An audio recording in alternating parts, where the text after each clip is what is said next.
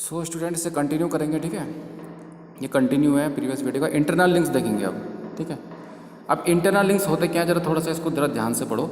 A web pages may have large amount of text which make it difficult to scroll through the navigate through the complete text for a particular और specific text और data.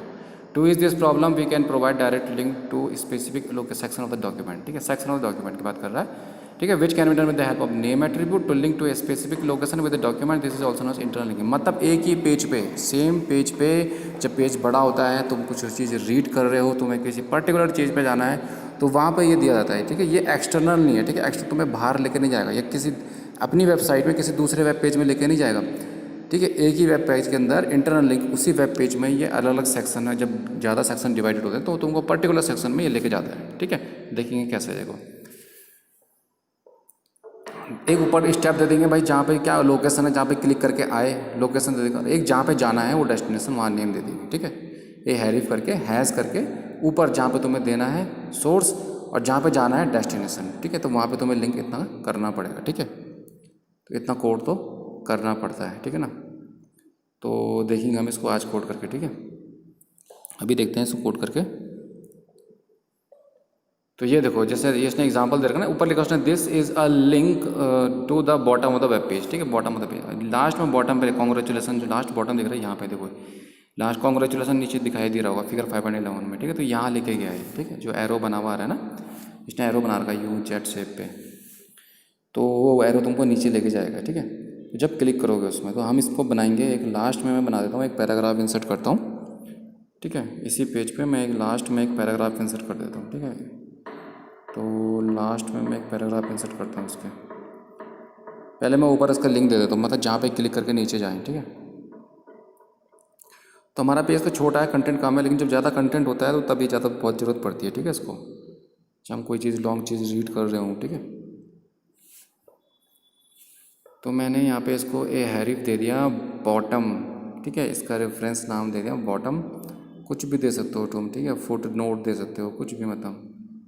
तो this link go to the bottom, ठीक है।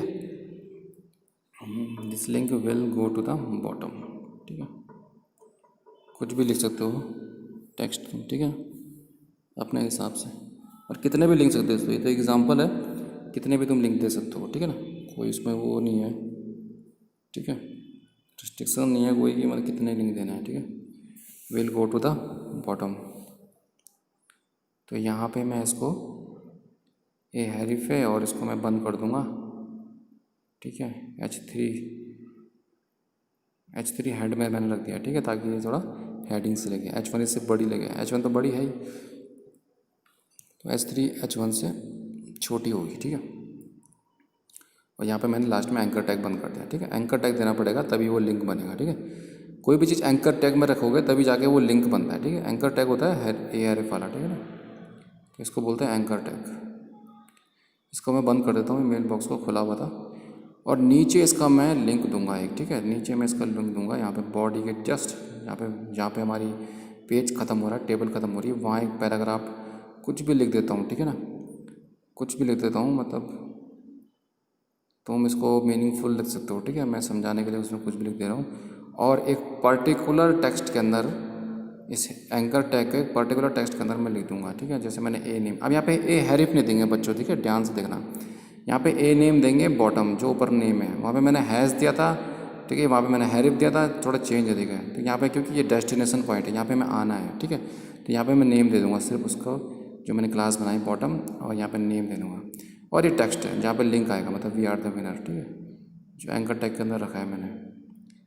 तुम कितना भी रख सकते हो, ठीक है, पूरा पैराग्राफ भी रख सकते हो एंकर टैग के अंदर, कोई इसमें रेस्ट्रिक्शंस नहीं है। पूरा पैराग्राफ तुम एंकर टैग के अंदर रख सकते हो, ठीक है। अगर तुम डेस्टिनेशन पॉइंट में पूरा पैराग्राफ पढ़ना है, उस पर्टिकुलर लिंक के क्लिक करने के बाद, तो तुम पूरा पैराग्राफ स्टैंजा रख सकते हो एंकर टैग के अंदर, ठीक है। तो इतना करने के बाद मैं जाऊँगा वहाँ पे और रिफ्रेश करूँगा पेज को, ठीक है। इस तरह से देखो अब कैसे होगा। तो मैं जाऊँगा वेब पेज पे, इसको ध्यान से देख लो, ठीक है। सोर्स और डेस्टिनेशन है, सोर्स मैंने ऊपर रख दिया है, सोर्स में मैं हैश करके रखूँगा, HREF लिखूँगा, और डेस्टिनेशन में मैं केवल नेम लिखूँगा, ठीक है, नेम, और उसका हैज़, विदाउट हैज़ उसका नाम लिखूँगा, ठीक है। इसको रिफ्रेश कर दिया मैंने, अभी खुल के आएगा, ठीक है। ये मैंने यहाँ पे बनाया ना S3, ठीक है। This link will go to, got हो गया है, ठीक है, गो टू बॉटम, ठीक है। ये है ना ऊपर टॉप में दिख रहा है रेड में, this will link go to bottom, ठीक है, टॉप में दिख रहा होगा जो ब्लिंक कर रहा है, this link will go to bottom, ठीक है। तो नीचे आ जाएगा, तुमको बार बार नीचे लेके आएगा, है ना। जैसे क्लिक करोगे तुमको बॉटम पे ले आएगा वो, ठीक है, क्योंकि पेज अभी छोटा है तो वो दिख तुम्हें इतना पता नहीं चल रहा। अगर पेज लंबा होता तो तब तुम्हें पता चलता है कि जैसे क्लिक करते हो तो तुम पेज के सीधे नीचे आते हैं, ठीक है, स्क्रॉल हो गए। विदाउट स्क्रॉलिंग तुम नीचे आते, तुम्हें स्क्रॉलिंग करने की जरूरत नहीं पड़ती, ऑटोमेटिक स्क्रॉल होकर वो नीचे आ जाता है, ठीक है। ये देखो, ये तो मैं लिख गया नीचे, ठीक है, वी आर द विनर, यहाँ पे लेके गया ना, वी आर द विनर, ये ब्लिंक हो रहा है ये वाली लाइन पे, ठीक है। ऊपर जब मैंने क्लिक किया, this link will go to bottom, तो ठीक है, कहाँ पे लेके गया, जस्ट नीचे हमको लेके गया वो, है ना। तो यही इसका वर्क है, इस तरह से काम करता है ये चीज़, ठीक है, ओके। ये देखो वी आर द विनर नीचे लेके गया ना, तो ठीक है। तो ये यही था, ऑडियो वीडियो हम कल पढ़ेंगे नेक्स्ट वीडियो में, ठीक है। तो इतना अगर तुम ट्राई कर सको कि घर में सिस्टम है तो वेरी गुड, ठीक है, अच्छा होगा, तुम ये सब चीज़ें ट्राई कर लो, ठीक है। ये ट्राई करोगे तो मैं तुम्हें बता रहा हूँ, ठीक है, अपने पर्सनल एक्सपीरियंस से तुम्हें क्वेश्चन आंसर में कोई भी प्रॉब्लम नहीं आएगी, ठीक है। मेरा पर्सनल एक्सपीरियंस है, तुम्हें जब तुम क्वेश्चन आंसर करोगे तो तुम्हें याद बिल्कुल नहीं करना पड़ेगा, एक बार प्रैक्टिकल कर दो इसको, ठीक है।